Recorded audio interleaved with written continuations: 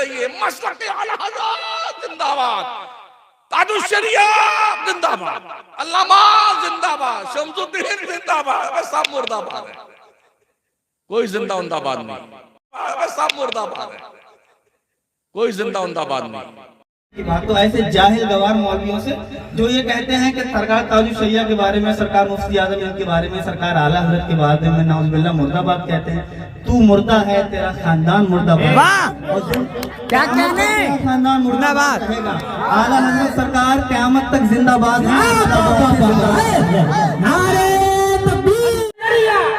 تو ہم سنی ہیں، ہم یہ شعر کہتے ہیں، کیا کہتے ہیں؟ راستہ محبت کا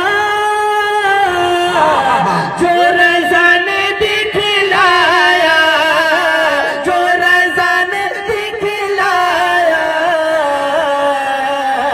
ہم اسی کو جنت کا راستہ سمجھتے ہیں، ہم اسی کو جنت کا۔ سلے کلی ٹائپ کے جو تو ہمارے اسٹیجوں پر گئے ہیں، پر باتیں وہ کر رہے ہیں جو وہابی دیوبندی کر رہے ہیں۔ کیا کہنے، اچھا اشارہ ہے، واہ۔ ہم جب سے پیدا ہوئے ہیں، اور یہ شداب بھائی غزالی بھائی جب سے پیدا ہوئے ہیں تب سے ہم یہ سنتے آ رہے ہیں کہ وہابی دیوبندیوں سے بچو، ان کے ساتھ مت بیٹھو، یہ علماء اہل سنت نے ہمیں سکھایا ہے، سبحان اللہ۔ لیکن اب اس طریقے کے کچھ ایسے خطیب آ گئے ہیں، جعلی خطیب آ گئے ہیں، جو یہ پیغام دینے کی عوام کو کوشش کر رہے ہیں کہ سنی وہابی اگر آپس میں بیٹھ کے کھائیں تو کوئی حق نہیں ہے، یہ پیغام دینے کی، جبکہ حدیث شریف کے خلاف ہے، قرآن شریف کے یہ خلاف ہے۔ حدیث شریف میں یہ ہے کہ ان کے ساتھ مت بیٹھو، ان کے ساتھ مت کھاؤ، وہ مر جائیں تو ان کی نماز جنازہ مت پڑھو۔